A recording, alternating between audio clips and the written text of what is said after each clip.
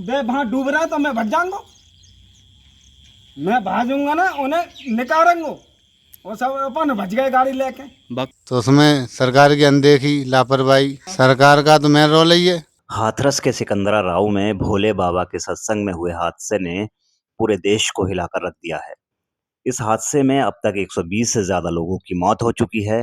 भगदड़ में हुई मौतों के जिम्मेदार कौन है, हादसा कैसे हुआ, इन सभी सवालों का जवाब ढूंढा जा रहा है। इधर नारायण साकार हरि उर्फ भोले बाबा पर भी सवाल उठ रहे हैं।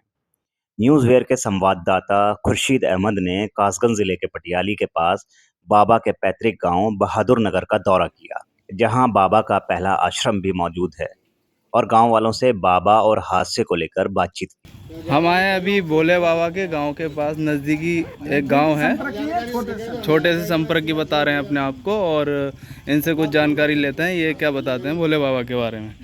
तो उनकी खैर व्यवस्था तो सही है, लेकिन भगदड़ मच गई। हाँ उसमें गलती कुछ प्रसाद होने की वहाँ अपने ऐसे खाई थी। हाँ। उसमें मट्टी वगैरह डाल दी थी तो उसमें एक के ऊपर एक दब गया था। हाँ, तो वहाँ पे व्यवस्था अच्छी नहीं थी। हाँ, व्यवस्था अच्छी नहीं थी, न सरकारी तरफ से, न शासन न प्रशासन। इनके भी गने रहते, व्यवस्था रहते हैं इनके, इनके अपने सेवादार जो रहते हैं। बता दो उनकी व्यवस्था तो ऐसा कहिए खाई ना खाई तो वो घास डाल दी थी। हाँ। घास में एक के ऊपर दबते चले गए।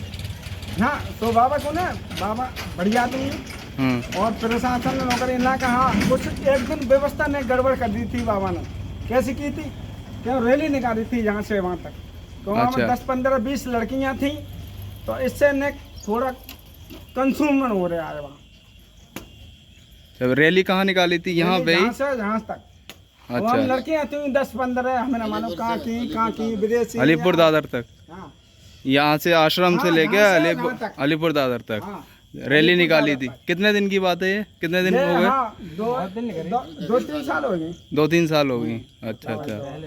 हाँ, बाबा टाई कोट पैंट, हाँ, अब एकदम चश्मा बढ़िया बाबा क्वालिटी। और कुछ लोग ये भी सवाल उठा रहे हैं ये कैसे बाबा है ना वस्त्र पहनते हैं और जूते पहन के ही सत्संग करते हैं। हाँ, तो बताओ। और इसके बारे में आप क्या कहेंगे? तो इसके बारे में हम कह रहे हैं, तो बाबा हो तो अपने चप्पल ना ऐसे करके तो नंगे पैन होना चाहिए, तब सत्संग करना चाहिए। कपड़ा सादा होना चाहिए, ये नहीं कि चश्मा लगाओ क्या टाई लगाओ, तो ये गलत बात है।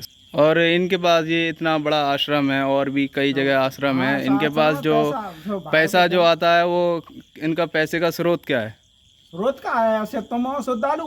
हाँ, तुमने कही यानी कि हमारे यहाँ पर नहीं, वो सीमेंट डाल जाओ एक ट्रक, तो सीमेंट डाल गए।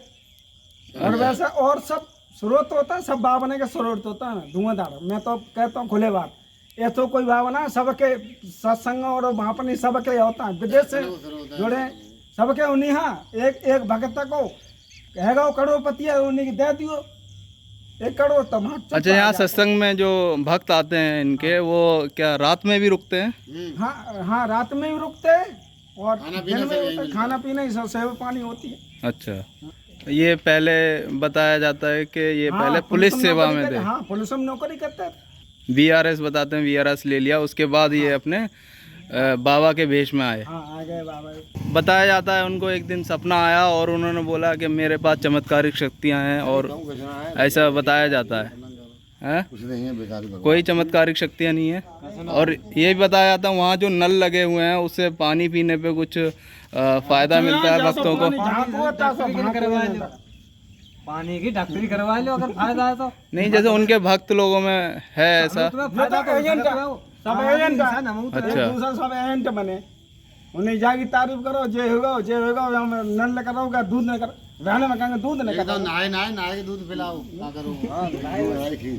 बनाई थी ये केवल हादसा ही मानता हूँ। खैर, अच्छा। वो ना गलती उनकी, उन्हें जाना नहीं चाहिए था, छोड़ के मैदान छोड़ कर। मैं तो मेरे भक्त मर रहा है। अच्छा, भक्तों को छोड़ के, जैसा कि बताया। हाँ, मेरे वहाँ पर मेरे खेतों में धान गाड़ रहे हैं, तो मैं वहाँ डूब रहा है तो मैं भट जाऊंगा, मैं भाजूंगा ना उन्हें निकालेंगे, वो सब अपन भज गए गाड़ी लेके।